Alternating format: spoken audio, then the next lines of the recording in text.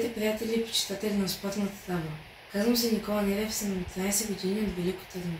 Ученик съм в 7 клас и любимият ми предмет е математика. Много обичам спортът футбол и се занимавам с него от много малък, като съм привърженик на ФК Едри. Аз съм действащия световен шампион по спортна табла за деца до 14 години на УБАФ. Първите ми стъпки в таблата бяха на 4-5 години, когато баща ми показа основните елементи, като местенето на полове и правенето на капии. След като стана световен шампион, играта ми се промени много и започнах да тренирам по-усилено.